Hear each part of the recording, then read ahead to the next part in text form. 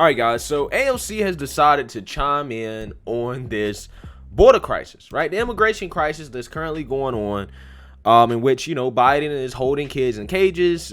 He's letting these migrants from South America come into this country after they're testing positive with COVID-19, after the Democrats, talked about how bad this pandemic is and how we should shut down the country. But instead, for whatever reason, they want migrants to come into this country that are testing positive for COVID.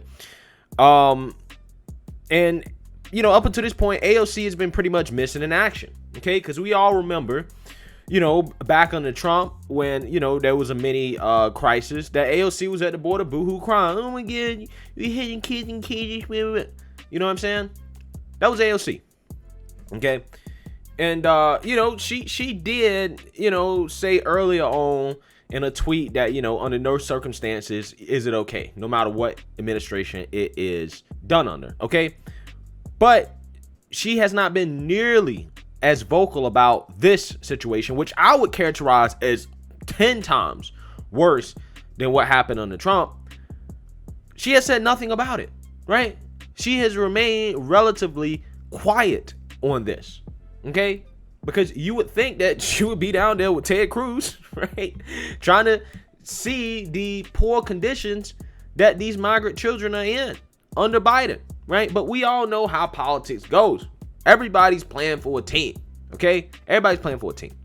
And, when people are wrong or when their team does wrong, most people like to try to avoid the subject, right? They like to try to, change things up.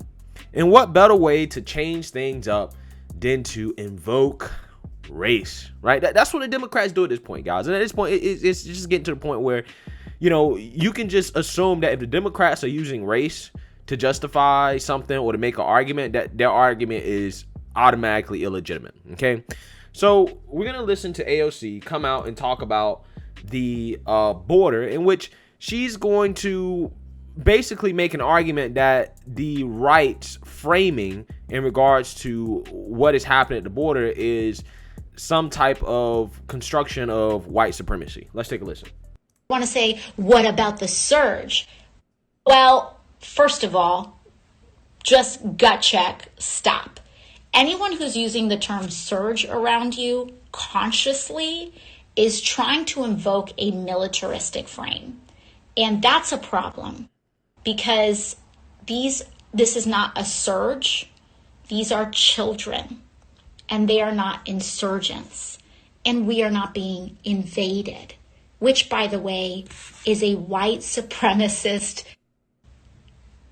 idea, philosophy. The idea that if an other is coming in the population, that this is like an invasion of who we are. All right, guys. So as you can see, AOC basically makes the argument that our language, that using the word surge, right, is implying that, these migrants are insurgents and they're trying to invade the country, right? She's saying that this framing is militaristic, as if there's some type of foreign enemy coming into this country, right? And she's saying that this language basically promotes white supremacy. Okay, that's what she's saying, right? And like I told you guys, we all know how ridiculous this sounds because the word surge just means a sudden movement forward, right, in a certain direction. That's all it means, right? So how she derives the use of the word surge to insurgent, I really don't understand, because the word insurgent just means rebel or revolutionary. I don't think anybody is calling these migrants insurgents, right, or rebels or revolutionaries, right? Like, that's not what people are saying. But regardless of that, it's funny because she has no room to talk on this subject at all, because AOC's whole platform has been built off of using extreme language to push a political agenda.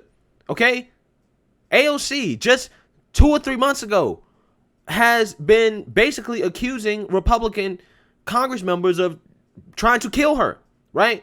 Just because they want to exercise their Second Amendment rights, right? She said, oh, no. You want to bring a gun into the chamber so that you can kill me, and that I'm scared that these Republicans may try to kill me, right? So therefore, I want to be able to take away your guns while you are in Congress, and she probably wants to take away their guns, period. But she uses that framing to push a policy agenda, right?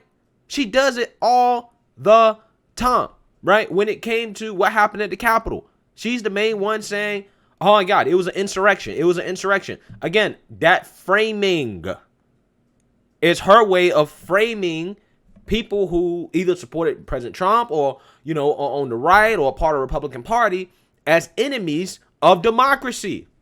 Okay? And not only just that, when it comes to certain other policies that she wants to push, right?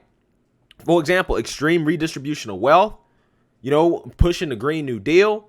She always frames these issues as either humanitarian issues or issues that are basically emergencies that need to be taken care of. And, it's crazy because the Democrats and AOC using white supremacy as this scapegoat to go after whatever policies they want. It's literally them using the exact same framing. They're trying to frame white people as the enemy of the state or the enemy of the people. That's what they're trying to do. They're trying to pit so-called people of color against white folks. This is why they want to use this whole white supremacy framing for every single thing that they talk about. This is standard language in politics. And I just find it so ironic how AOC, again, who is the same person who, again, uses this language like no other. She is a master at doing this. Can come out here and try to act like just because Republicans want stricter immigration policies, that this is somehow some type of white supremacist ideology, right? Because you don't want people from foreign lands coming into this country and you don't know anything about them. You don't know where they're from. You don't know what other diseases they may be bringing with them besides COVID. You don't know any of that stuff. She thinks that it's wrong for us to be like, maybe we should hold off on this. And this is how you know that, again, the Democrats have nothing, right? They have no argument. They did the exact same thing with the filibuster. There's a video of Obama, I think back in 07 or 06, in which he's basically defending the filibuster. He's defending it, right? And the Democrats have used the filibuster during the Trump administration to stop Republican policy from being passed. But yet they come out here and say, well, the filibuster is racist. The filibuster has racist history. Even though most of the racist history associated with the filibuster has come from the Democrats, right? They forget to leave that part out conveniently. But this is what they do. When you have no argument, you have to invoke white supremacy, right? The same thing they did when it came to what's going on with, these Asian hate crimes, in which, most of the videos we're saying in regards to these crimes are not white people, right? It's not white people for the most part. I'm not saying there's no white people. I'm just saying like most of the videos are not white people. But yet they're saying that this is a function of white supremacy because they don't have an answer, right? When that shooting happened at Colorado, right? When they found out that that guy was actually an Arab, he wasn't white, all of a sudden they did mental gymnastics to try to say, well, technically Arabs are Caucasian, so still white supremacy. They're culturally white, right? They have nothing. They have nothing. And it's getting to the point now, guys, where, this whole white supremacy argument has become nothing but empty rhetoric. It's nothing but empty rhetoric, right? It's just one of those things that they invoke when they're trying to cover up for their own hypocrisy. Because like I said, up until this point, we have not seen AOC at the border boohoo crying like she was under Trump, right? And this situation is a lot worse, right? Obviously, Ted Cruz has exposed some of that. Obviously, we've seen some of these videos, right? There's numbers. I mean, we got hundreds of thousands of migrants, right, who are trying to cross the border, right? You got hundreds of thousands of migrants who are trying to cross the border, and she's saying that's not an invasion, right? That's not something we should be worried about. Come on, man. Come on, AOC. If you have hundreds of thousands of people trying to get into your country at one time, I mean, is that to the point where you have kids that are being smuggled, right, through Mexico to try to get them in this country? Again, that is a crisis. That is something people should be concerned about, right? And rightfully so. You should be concerned about that, right? You shouldn't want people coming to this country who you know nothing about. You don't know who they are. You don't know anything. But see, like I told you guys, she knows that there's pressure on her because she has not acted out in the same way that she did under Trump. So therefore, she has to come out and basically say, well, hey, the framing on this is wrong. They framed this in a way in which this is not as big of a deal as they're making it out to be, right? This is basically her excuse for why she's not giving the same amount of emotion to this as she did under Trump. Because, again, objectively speaking, it's a lot worse under Biden, right?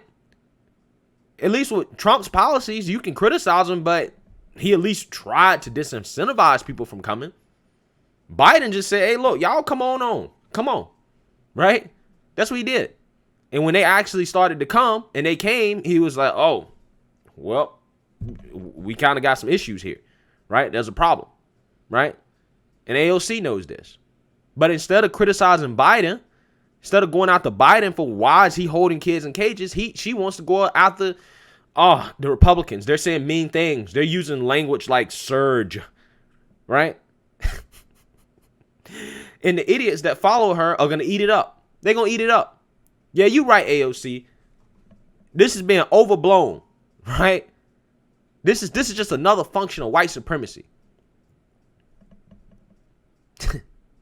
I'm just never surprised from these politicians anymore, man. They just, like I said, this whole white supremacy thing that they're pushing is, again, it's just an excuse when they have nothing and to cover up their own hypocrisy. So let me know what you guys think. Make sure you like, comment, and subscribe. Most importantly, share a Black conservative perspective. Peace.